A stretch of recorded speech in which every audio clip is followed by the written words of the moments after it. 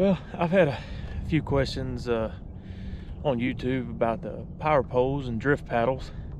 Some guys looking at getting them and asking what they're using them for and how useful they are. And I know there's crappie brakes out there and those things are really good, but you gotta hook them up to your batteries. It's a little few more problems go with it. If you don't want to deal with that, the power poles and drift paddles, they're a must out here. They absolutely are. So kind of run through what I use them for. Obviously the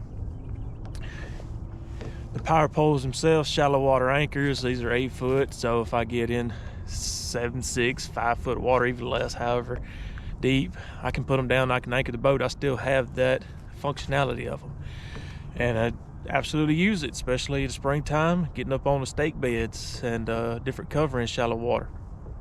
Very, very useful. But then also with the drift paddles on them, I can use them for a couple different reasons. One, if the wind is blowing really hard, I let the wind push me, and I can put my drift paddles down, and I can use that to slow this boat down so I can try to stay on crappie on top of them longer. Works sometimes. It's not the best, but in high winds, it's one of the only things you kind of do. You can also go against the wind and use them to help slow you down when you get up on that crappie. So if you're going against the wind, you get up on that crappie and you've got them down already, that'll help slow that boat down, give you a little bit better boat control to stay on top of the crappie. Even if the wind's not blowing, I'll modulate how high or down in the water that I have them. A lot of times I'll be running around trolling with them halfway in the water. This is just to help me slow down a little bit as I'm searching for these crappie, and once I get on top of them, I don't run over them and pass them by. Very, very useful. They are they work. They're a key instrument to me being out here on top of these crappie and being able to catch them. So I'm very happy with my purchase of them.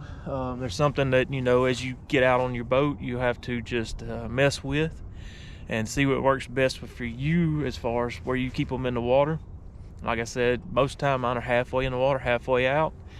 If it's high winds or anything else, I'll sink them down in the water further and try to get as much drag as I can to slow this boat down. And I've had times where I've had them only a quarter way in the water, just needing just a little bit to slow down as I'm creeping around on these crappie. But I hope this helps some of y'all on your decision about the power poles and the drift paddles.